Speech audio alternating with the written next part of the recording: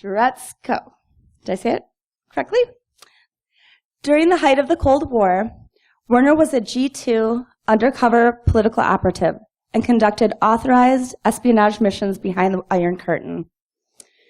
Werner was apprehended in action in 1955, where he was accused of and tried for anti-communist activities.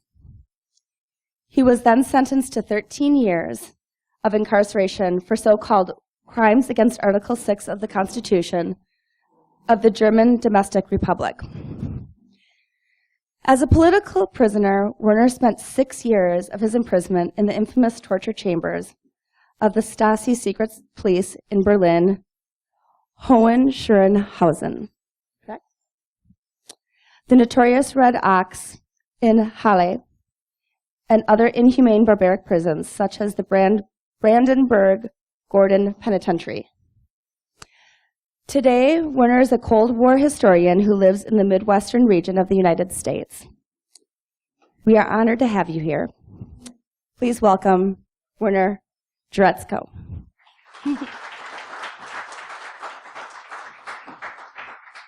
Thank you kindly for your introduction. Good afternoon, ladies and gentlemen.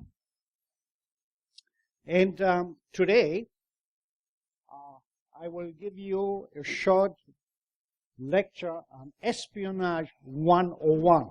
Perhaps it was a subject matter which you have never taken in school, so let me allow you to give you a lecture in 101.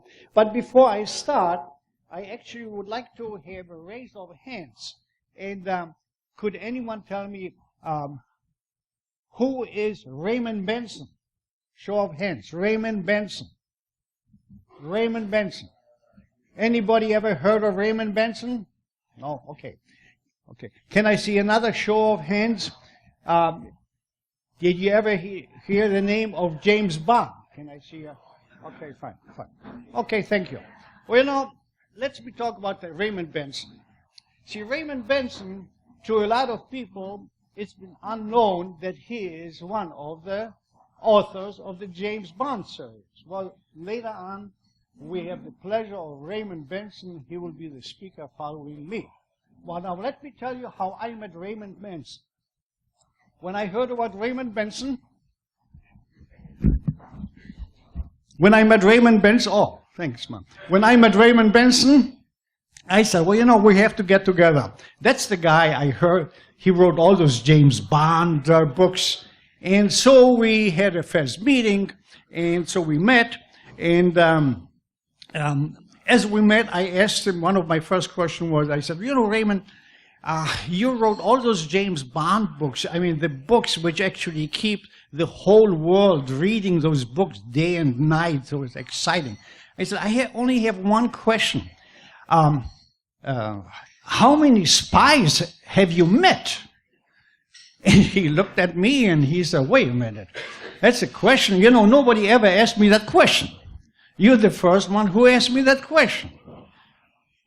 Basically, if I think about it, I have never met a spy. And having said this, he reaches in his pouch and he gives me a book fresh from the press, the James Bond. And we all read here, James Bond, High Time to Kill. And on the bottom, you see very small, Raymond Benson. So basically, Ian Fleming only wrote 2 books. And the rest was written, well, here, as later on, Raymond Benson will tell you. So let's go in our program.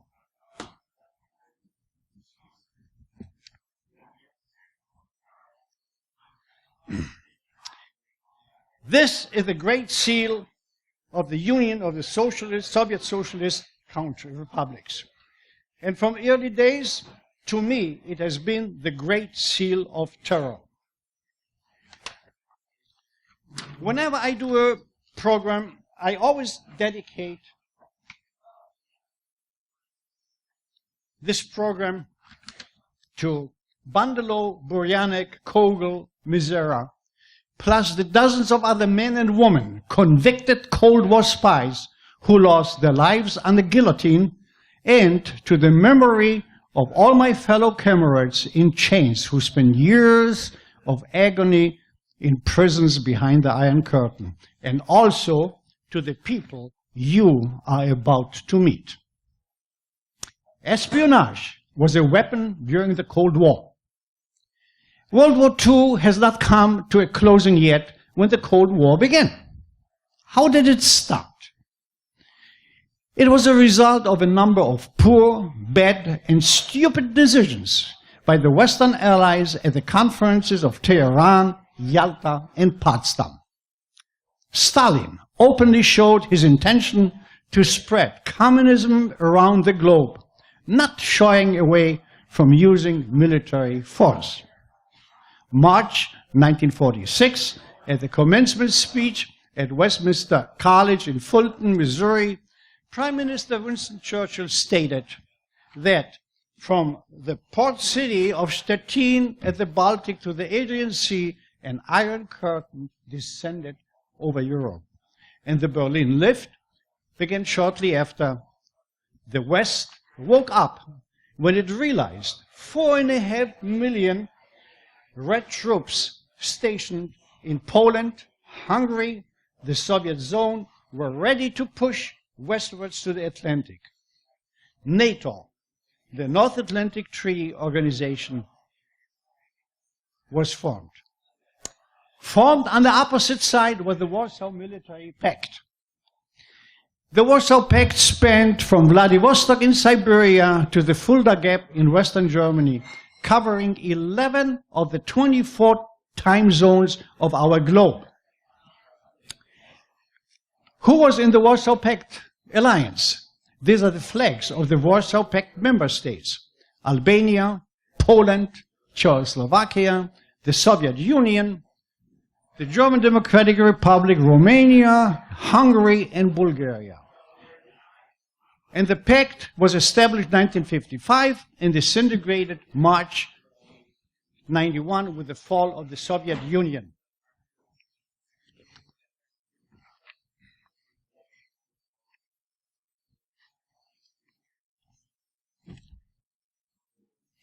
Why is it called the Warsaw Pact? Well, very simple. It's called the Warsaw Pact because the treaty was signed in the Soviet embassy in Warsaw, Poland.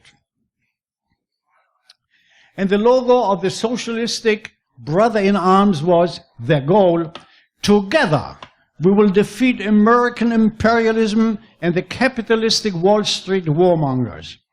And remember, at least from history, Nikita Khrushchev pounding his shoe at the United Nations, pounding the shoe and threatening the world, "We will bury you." You probably heard it in history. Well, later we will get back to Mr. Khrushchev. Now, the Berlin Wall. The Cold War was most visible here in Berlin, where NATO and the Warsaw Pact maintained a threatening powder keg set to explode at any time. And Berlin became a bloody battleground. On Checkpoint Charlie, which is known there, was the confrontation between the US and the Soviet Union, where tanks were actually facing each other with loaded barrels. And you know, this was the closest we ever came to a military conflict. The world waited for the first shot. Well, intelligence. Intelligence is a better word for espionage. The West is building up and restoring its military strengths. And the strength of an armed military force lies within the mastery of intelligence. More battles were fought, manipulated, won, influenced by actions far removed from the battlefield. In many cases, not even recorded by history, namely by means of espionage. Basically, to know what the other side has is a battle half won. Not to know is a battle or a mission half or totally lost. Think of the Rosenbergs, the Bay of Pigs, Paul Revere, and other pieces of intelligence which changed the course of history. And the Cold War was no different. Now, let me give you an introduction to Espionage 101. And let's clear up a few things about espionage. We, the United States, do not commit acts of espionage. This is being done always by the other side. We just gather intelligence, right? That you know. So, now, let me get you acquainted with 3 historical events in world, international, and national espionage. So let me talk about the first event and the world's second oldest profession. Now, the first profession you have to consult somebody else. Dr. Ruth would be the right person. Okay, so let's go back. Some 4,500 years ago, according to the Old Testament, reading from the book of Numbers, chapter 13, 17, 33, the Lord said to Moses, "Send men to spy out the land of Canaan, go into the Negev, and go up the hill country, and see what the land is like, and see the people who dwell in it. Are they strong or weak, few or many? Are they tall or small? And the cities they live in, are these camps or strongholds with walls around them? And the swords, are those short or long?" Well, after 40 days, this man returned and reported the finding, making this the oldest reported spy mission in the world, and also the world's second oldest profession on record. And that's not for you, that's only for people who slept during Bible studies.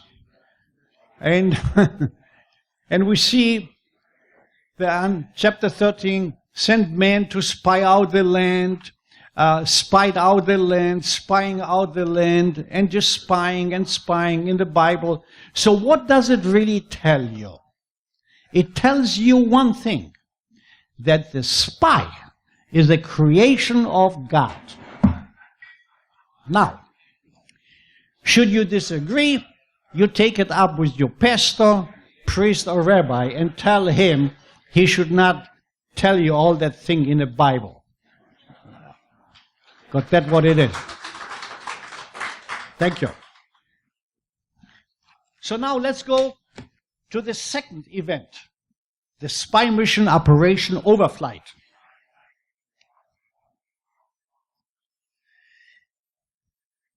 Well, okay, I have to go back. Look.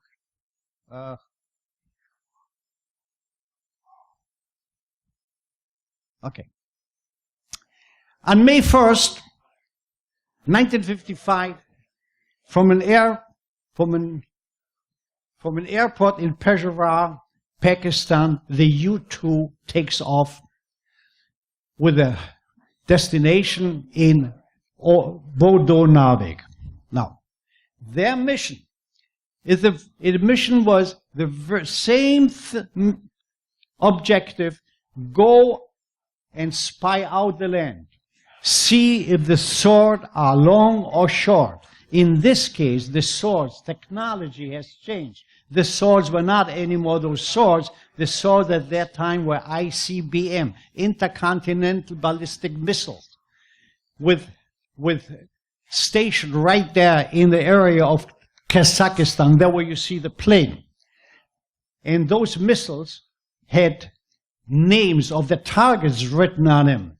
And those targets read Chicago, San Francisco, New York.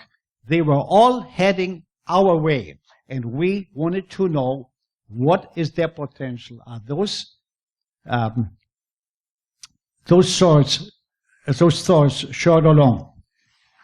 Okay, here just we see we know what happened to the U-2. It was shut down, and there we see a fragment of the U-2 spy plane, and it shows Francis Gary Powers, the son of the U-2 pilot. And by the way, there is a movie on right now, Bridge of Spies. I encourage you to visit this, to see that movie. I'm going to talk about it. Okay, that is the only piece of the U-2 which is currently in the United States. The rest of the U-2 is in the military museum in Moscow. And we are showing this as in Oshkosh at air show. Okay. So now we know the world's most famous spy exchange. What happened to U-2 pilot Powers? Well, he was exchanged for Rudolf Abel. The force on that picture here. The exchange took back on the Glinica Bridge. Powers for Abels, and all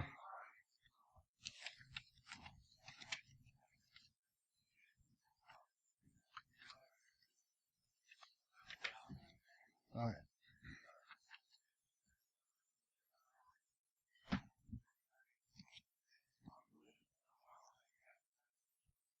Okay. Now, let me go to the third event, and that is my mission, Soviet Airfields. Early August 1955, I am crossing the Iron Curtain into East Germany. As a reference only, this was 5 years prior to the 2U incident in 1961. And my mission is the same as it had been 4,500 years ago. Nothing changed. Go and see the strongholds and the swords. Are those short or long? Well, only in my time, 4,500 years later, the swords have changed. The swords at this time are now MiG-15s and MiG-17s. The fuel depots, radar installations, and troop movements, and all other military objective of importance. So my mission went well. Then the unexpected happened. I was caught in action. As shown in the following communication with SAC, the Strategic Air Command in Dallas, and Direct FBI, eyes only, we see a note. G2 agent Marcus lost in the cold. Little gobbledygook here, and as of 9/15/55, the intelligence operative, also known as Werner Marcus and Stanisław Swoboda, failed to maintain contact with his base in West Germany. Now, let me just add an 11-month silence set in. So let me describe to you the U-boat. In October 1946, the KGB established an underground central detainment prison located in Hohenschönhausen in Berlin. A section of cells were without daylight. The treatment of prisoners were physical violence, psychological torture, standing only and water cells, disorientation, isolation, cold, heat, water, noise cells, feeding salty food with the absence of water. This was the most common physical torture. 1951, the prison became under German administration.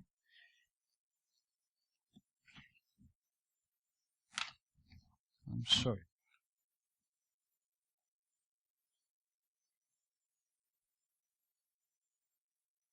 Okay.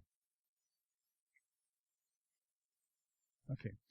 So, what happened to Agent Marquis. Well, we'll hear again from him the first time in November. So during the last days of November in 1955,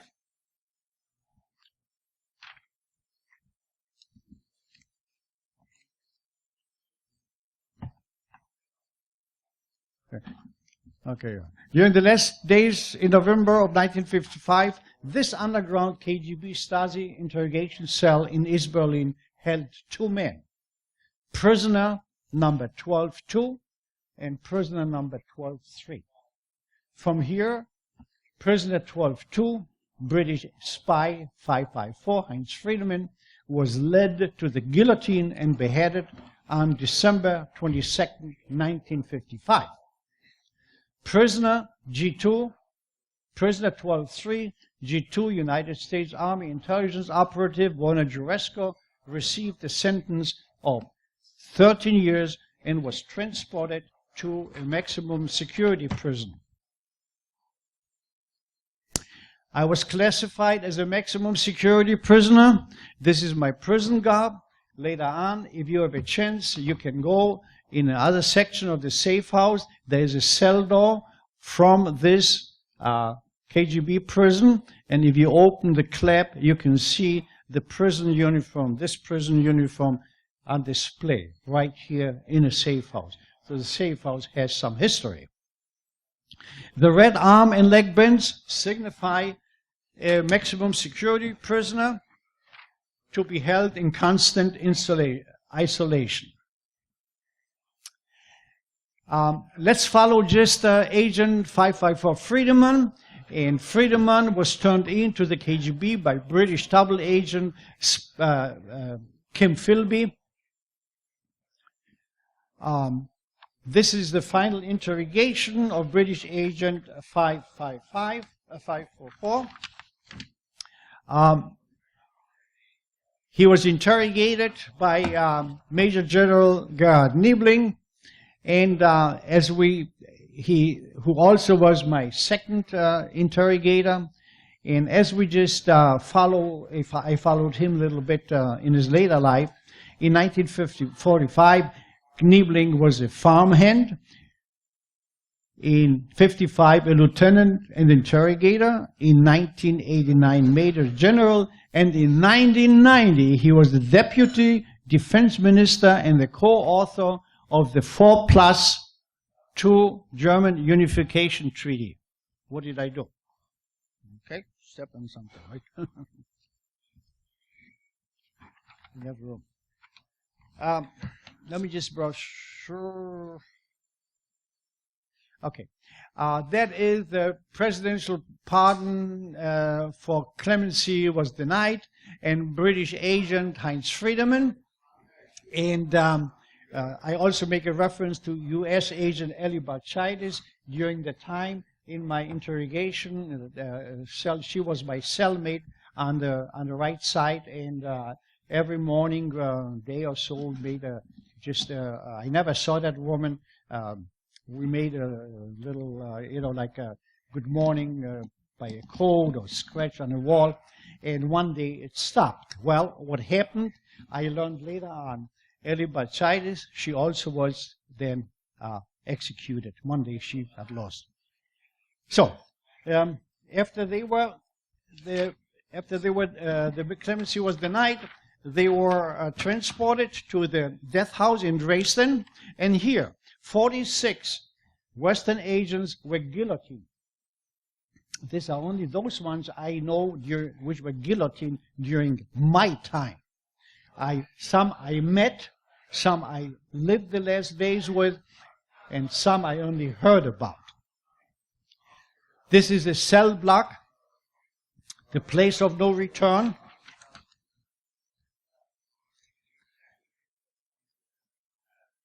And this is the execution holding cell.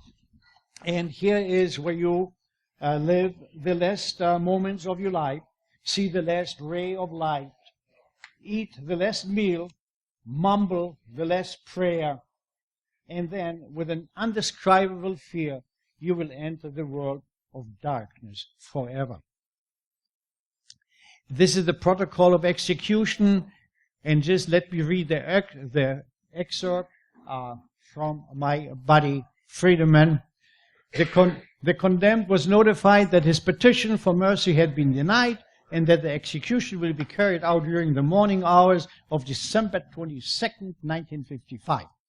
The condemned remained calm to his announcement, and when asked, he begged to be allowed to write to his family and to smoke. He also begged for something to eat. All his wishes were granted. The condemned spent the night smoking and writing. He kept calm all night and caused no problems.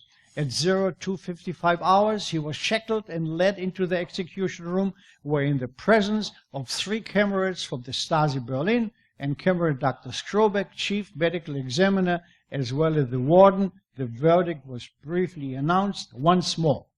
Thereafter, he was handed over to the executioner, and the execution lasted 2 seconds. And the execution took place right here. This is the guillotine.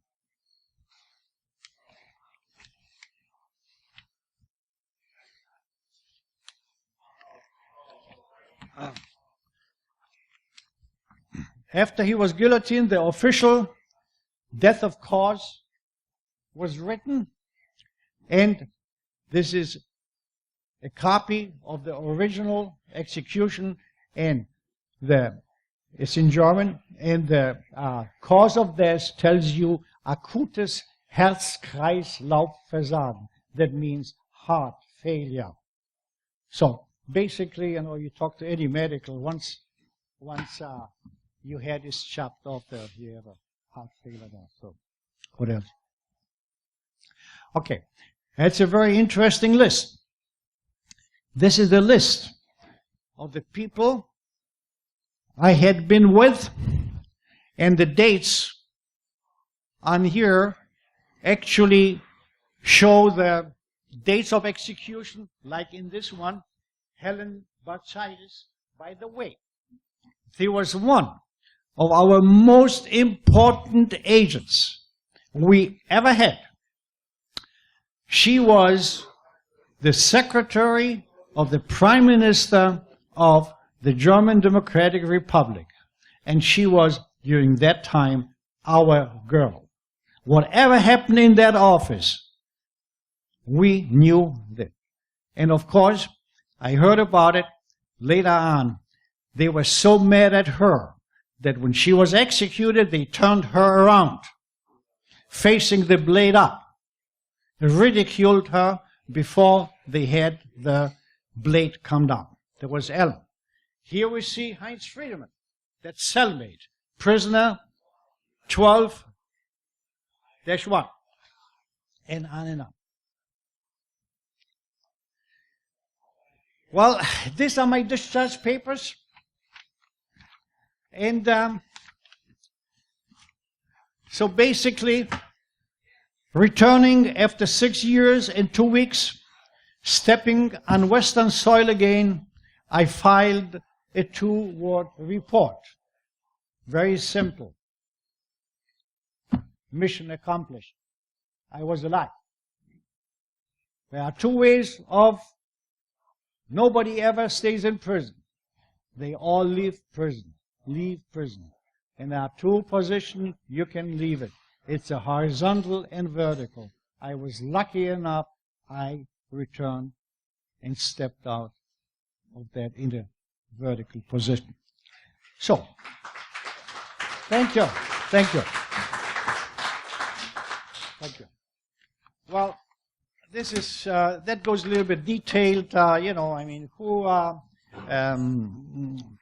don't even go there because those things don't even exist. Okay, but there's something very interesting. There's something what happened only a half an hour from here. Well, espionage evolved during the Cold War. I took that line from Eric Murray Remarque's book, Nothing New on the Western Front. And here we are in Waukesha, at the missile base in Waukesha, which is which we desperately want as a part of the Cold War Museum. And there we are. There's Powers, the son of U-2 pilot Powers, and there we see Sergei Khrushchev, the son of Nikita Khrushchev, and of course me then. And there we are now historians. We belong in the Cold War Museum, and we have now people from both sides. So Sergei Khrushchev is in the Cold War Museum. So is John Eisenhower, the son of President Eisenhower. So basically now the children of them get together and discuss what was wrong or right with the Cold War, in any case.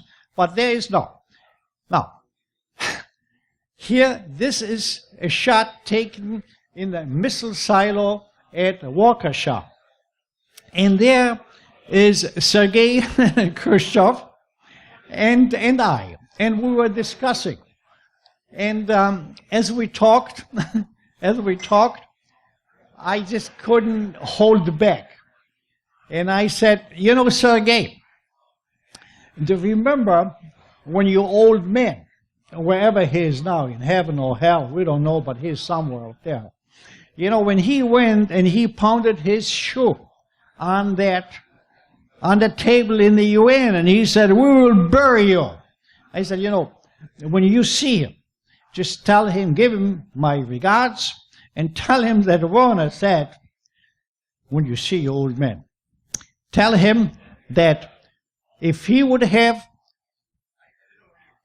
wanted to bury us, we would have converted him into a mushroom cloud from here on. If it's true or not, I don't know. I talk with my hands, and that is basically where one of the reporters thought I want to choke him. But that was not my intent at all. I'm just gesturing. But so that is basically when I told him, whenever you see your old man, tell him that what we would have had. Let me just go there. Okay, this is a document Gosperius. We do not have the time to go in details. Where I escaped from the east to the west, another time. That's another about my activities in the KGB, the fifth column in West Germany. I'm just taking reference to it real fast. Okay, and that is one of my,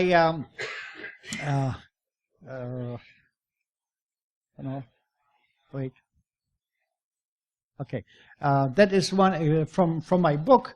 And basically, it is summarizing it, and it says, the seventh spy mission behind the Iron Curtain proved to be the unlucky last, dooming the author, Werner Juretzko, barely 23, to be confined to a communist dungeon.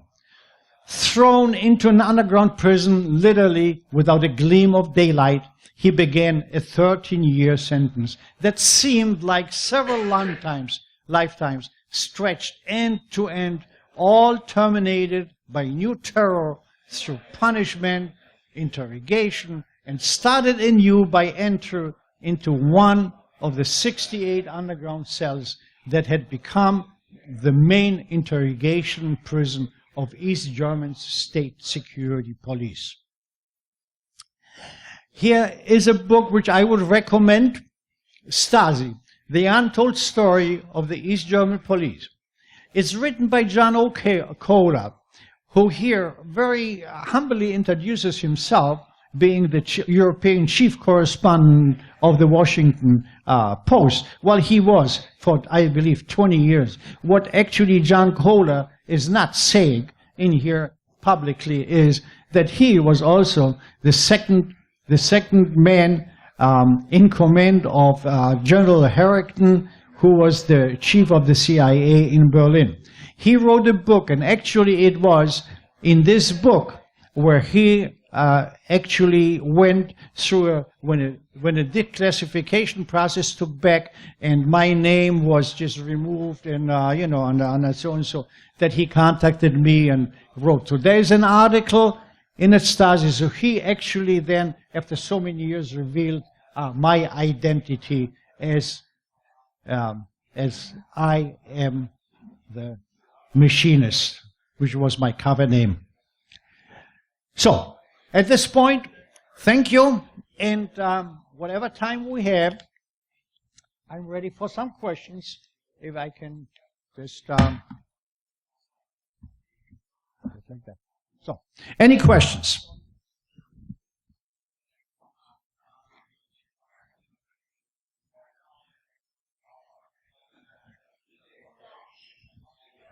Yes, sir.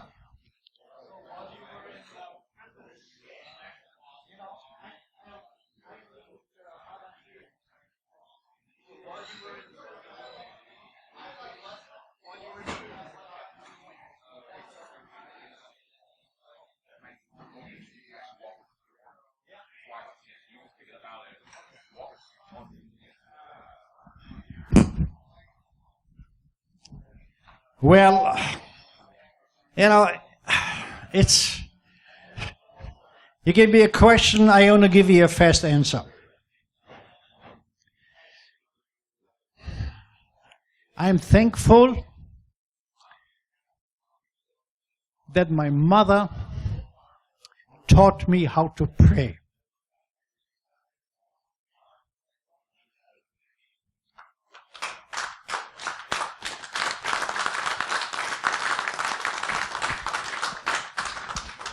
That was just about all what you had. The whole darkness, or whatever it is. Yeah. It was basically my faith. Yeah. And you know, let me just tell you, because you said this, I spent some awful time. I have been in many other cells. I was in a cold cell, and you know, this whatever. That was the worst cell, because I remember that. You know, the worst thing whatever can happen to you, be in a boat somewhere in the ocean, and you are there with your best friend, and there is only one ring. Live. Now, the same situation. There was the 21st of November, 1955. I will never forget it in my life. I was called up, brought up again, and there is an officer. He just very bureaucratic. He just announced. He said, "Look, prisoner, you're up here. I'm not your interrogator. I'm not even interested in whatever it is. But I'm just having an announcement to make. Here, go here. I just have to announce that you will not be executed. Here, sign." And that was the time where he had it signed and dated. And this is how I know it was the 21st of November. I already in my mind, I thought it must have been very shortly, like a week before Christmas. I lost track. Right? So, and then I went back in my cell, and there, a couple of days earlier, Friedemann returned, and there's a story in itself again. And he said, "You know what? I'm going to be executed. And now I live with a death candidate."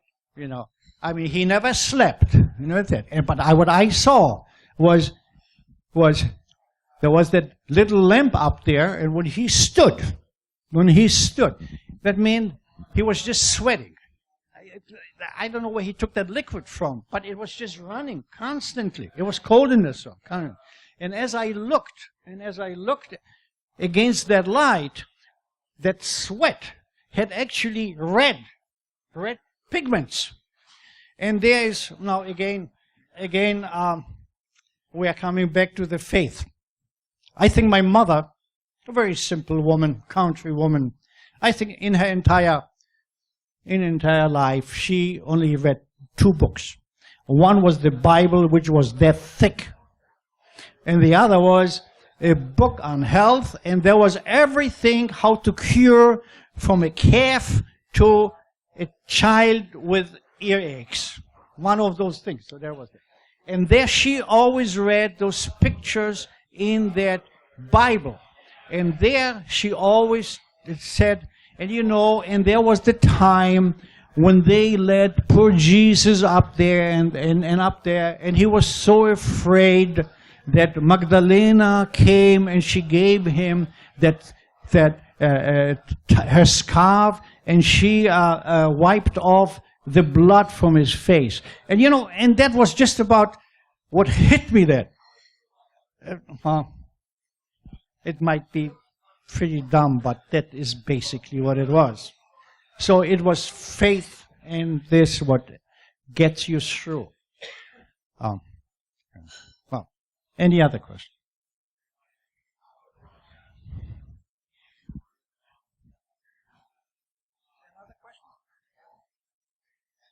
Okay, now, how much time we have? Then I will tell you a first story how we found. Do we have still 15 minutes? Okay.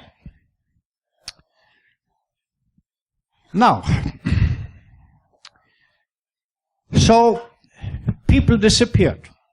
When I was released from prison, and I went through the debriefing, and I told my debriefers, well, among other things, I think they are guillotining over there. And well, I was received with a lot of skepticism, and they said, now listen, Werner, we did not send you into the French Revolution, did we? Right? Guillotining. Then how do you know that? I said, well, how do I know that? Well, nobody told me, but I heard it. So where did you hear that? I said, well, I heard it in the walls. Oh my God. Heard it in the walls. How did you hear it? Well, I heard it by scratching on the pipes. Oh, God. So, how you take an informant who tells you he gets all that information, right? He picks it up from scratching on a wall, from tapping on the pipes, from rumors, and on and on. So basically, that was a thing. You said, okay, you know what? We know the stress you're in. Why don't you just, have you ever been in the Alps? I said, he said, why don't we just get you a week in the Alps and just keep walking between the mountains and see the reindeer hopping from rock to rock over a thing, and I will go in 2 weeks and, forget all this stuff. You know what? Why don't we send you there? We send you out there 3 weeks. So I'm in the Alps. I've been walking so that, and things are going in my head. I could never forget it. So for many, many, many years, I'm carrying this guillotining. Those guys never showed up, which I lost track of. And then something happened. There's a unification of Germany, and a little cemetery in Tolkowitz, outside from Dresden. The gravediggers, the sun came out, and they are taking their sandwiches, and they sit outside, and there's a kid among them, and he said, "Hey, you guys, have you ever heard of that old gravedigger here? Well, whatever happened? He just." No, you know about this guy. He taught me how to dig the graves, and then he just disappeared. You know that guy who always talked so goofy? He always talked so goofy. He always said, somebody should one day right that tree over there, that grassy area. Somebody should put a shovel there. That's all what he said, right? So, and that kid is just talking about this and this and this, and that kid just talks about it, even in a local tavern, and somebody just heard, and he said, well, what are you talking, right?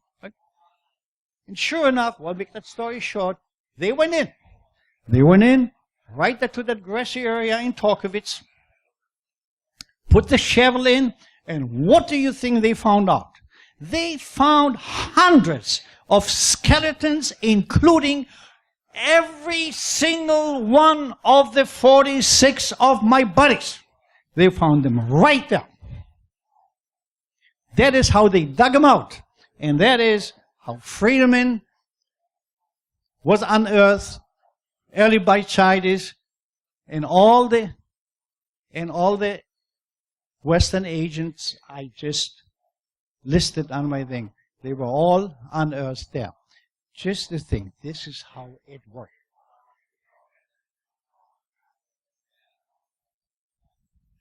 Yes, sir.